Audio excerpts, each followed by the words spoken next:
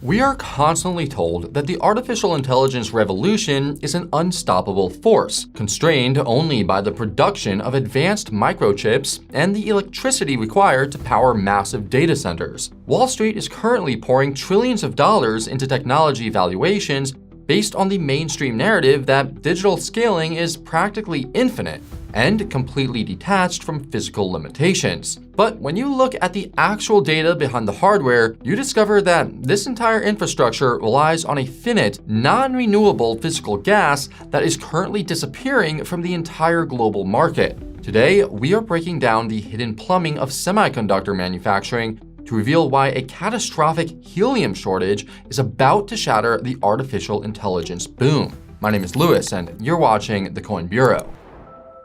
Now, before we dive into the geopolitical chaos currently suffocating the global supply chain, we need to understand the foundational mechanics of modern chip fabrication. Modern semiconductor fabrication plants, commonly known as fabs, are widely considered to be the most complex manufacturing facilities ever constructed by human hands. Creating the advanced silicon required for artificial intelligence processing involves extreme ultraviolet lithography and supercooled environments that push the boundaries of modern physics. These multi-billion-dollar facilities operate on incredibly tight tolerances where even the slightest deviation in temperature or chemical purity can destroy an entire production run. And at the very heart of this microscopic manufacturing miracle is a massive structural dependency on a single element that cannot be manufactured or synthetically replicated. To understand exactly why this vulnerability exists, we have to look inside the machines that actually print these advanced microchips.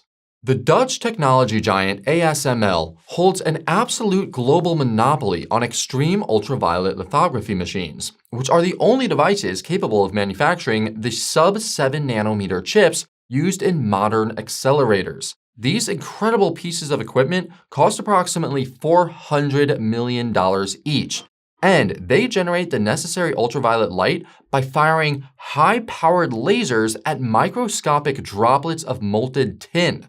This specific process creates an intense plasma that reaches temperatures exceeding 220,000 degrees Celsius, which is significantly hotter than even the surface of the sun. However, the highly sensitive optical mirrors required to focus that extreme ultraviolet light must be maintained in a state of absolute thermal stability to prevent warping.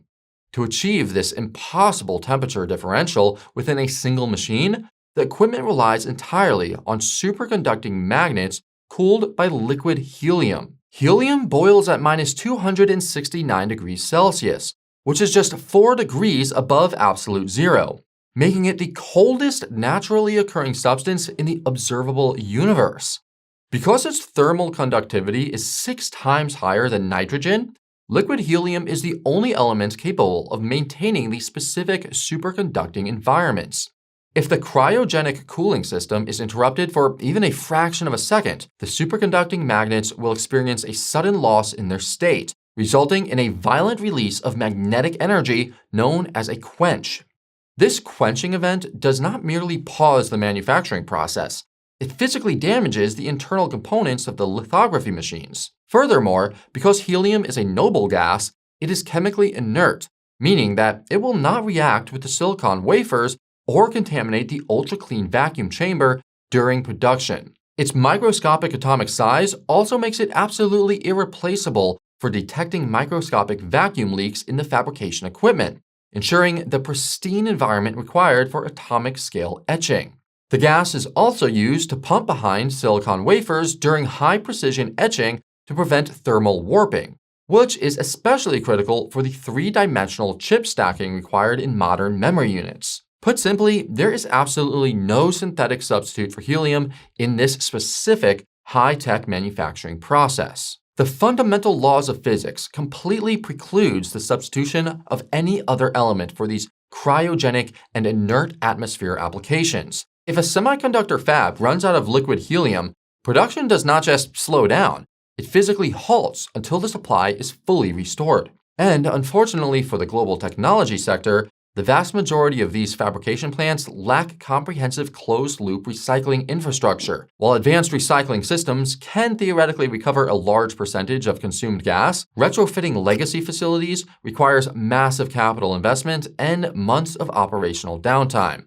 This means that in most modern fabrication plants, the gas is typically vented into the atmosphere after a single use and lost forever.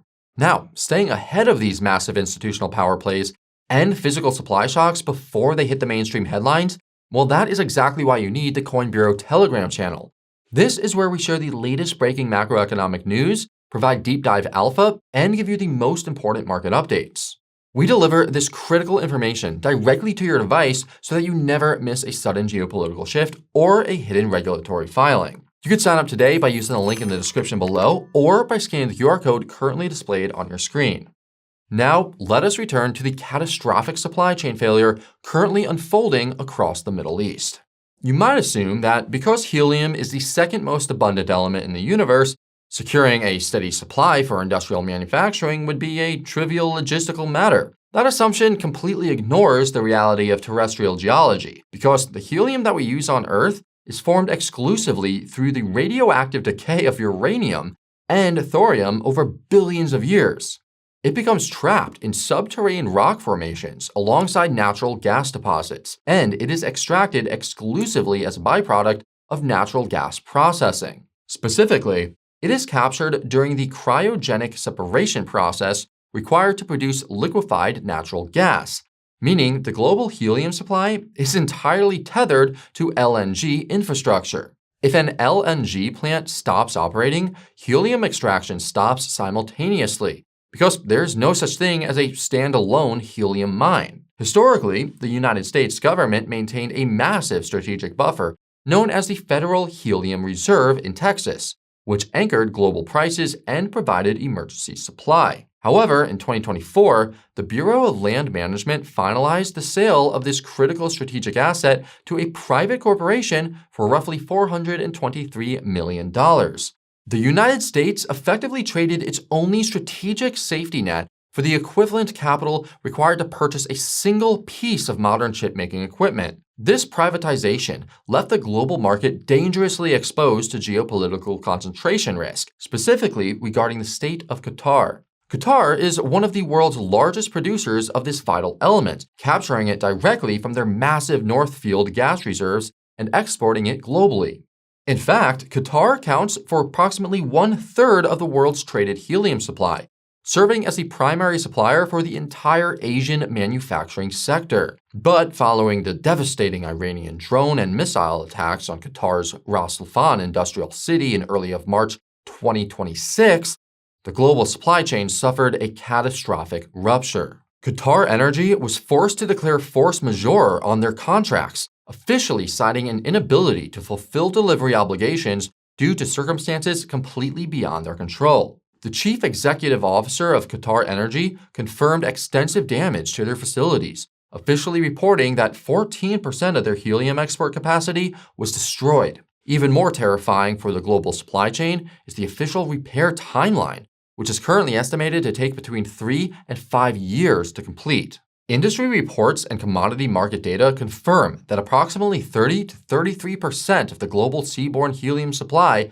has been effectively removed from the market. And this logistical nightmare is exponentially compounded by the ongoing shipping route disruptions throughout the Strait of Hormuz. Liquid helium must be transported globally using specialized cryogenic ISO tank containers that maintain temperatures near absolute zero during intermodal transit. There is currently an estimated 200 of these highly specialized containers stranded in or near the Persian Gulf due to the regional maritime conflict. These containers are not actively refrigerated during transit.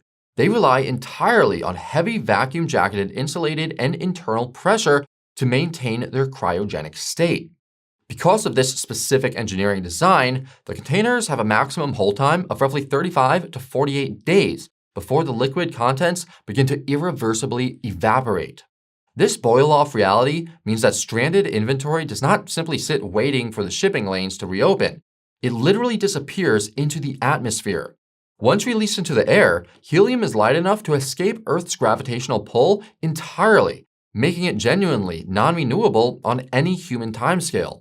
This geographical bottleneck presents an existential threat to the epicenter of global semiconductor manufacturing, which is heavily concentrated in Taiwan and South Korea. These critical Asian manufacturing hubs are almost entirely dependent on imported helium delivered via this specialized cryogenic maritime transport. South Korea represents the most extreme vulnerability, having sourced a staggering 64.7% of its total helium imports from Qatar during the previous year. This dependency is incredibly dangerous because South Korea is home to SK Hynix, which is the dominant global producer of high-bandwidth memory chips. These specific memory stacks are absolutely mandatory components for the advanced artificial intelligence accelerators designed by companies like NVIDIA. The three-dimensional chip stacking process required to manufacture these memory units demands intense backside wafer cooling, making it one of the most helium-intensive procedures in the entire industry. Without a continuous supply of high-bandwidth memory from SK Hynix, NVIDIA cannot physically assemble or ship their highly coveted artificial intelligence graphics processing units.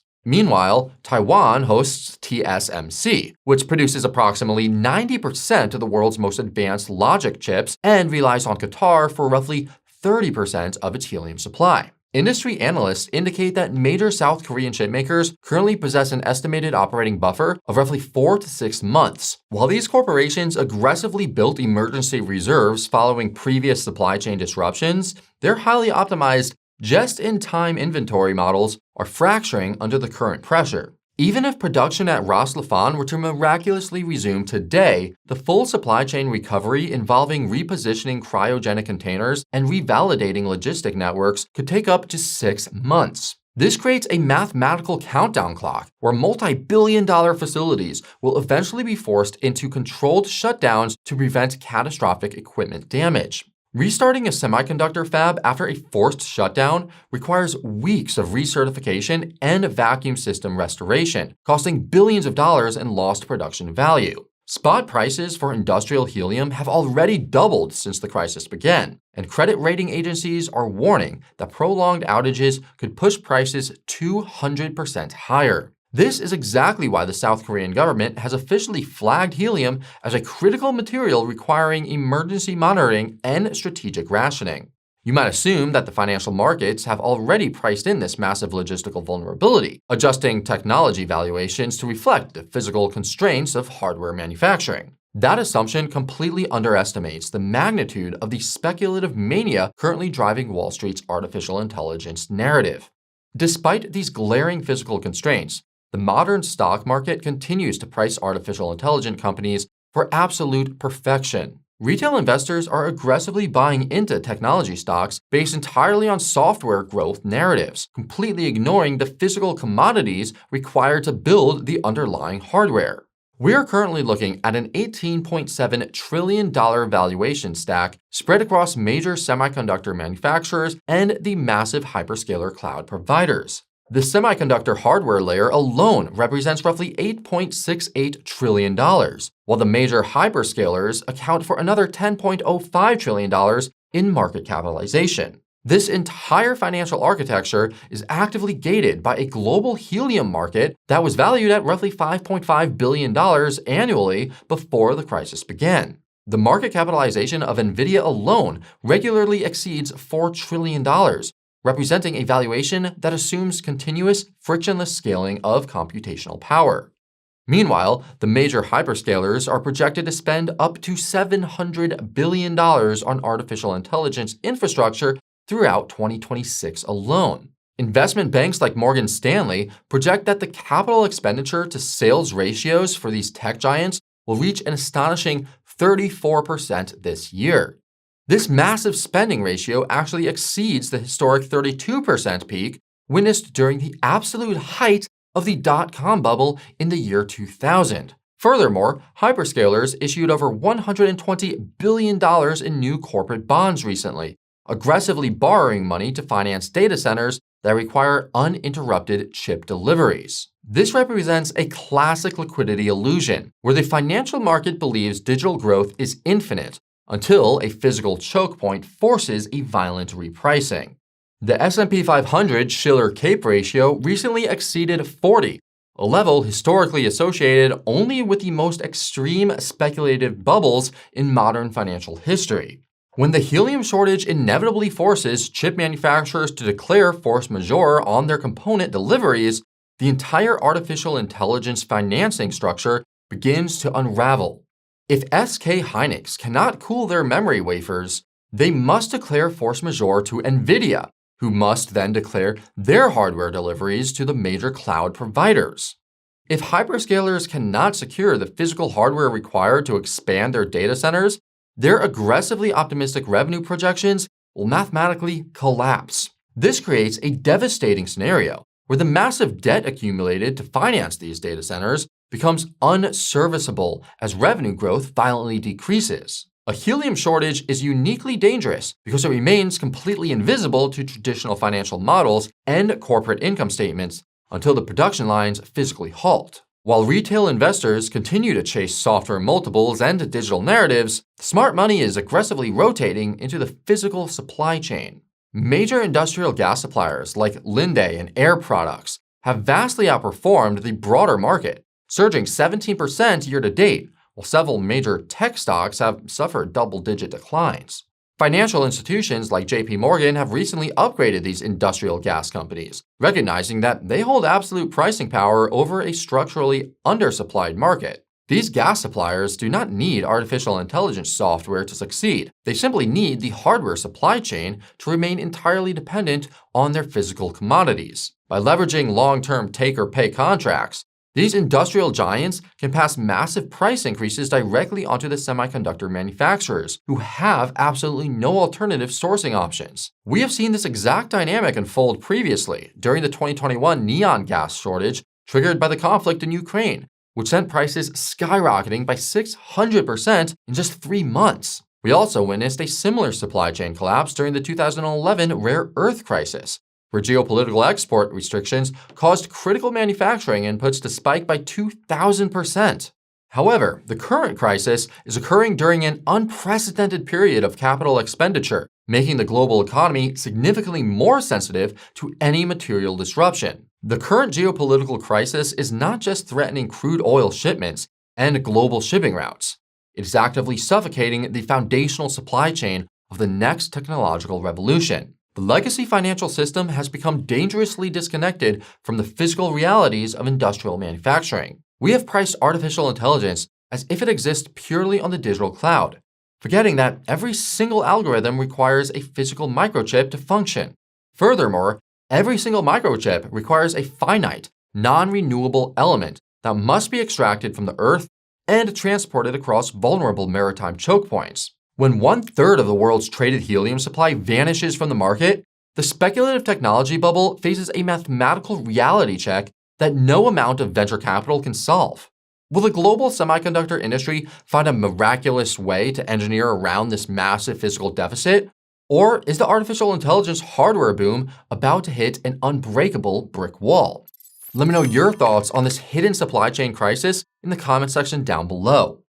And if you want to understand the massive power grid infrastructure required to keep these AI data centers running, well, you should check our video dedicated to that right over here. Thank you all so much for watching, and I'll see you again very soon. This is Lewis, signing off.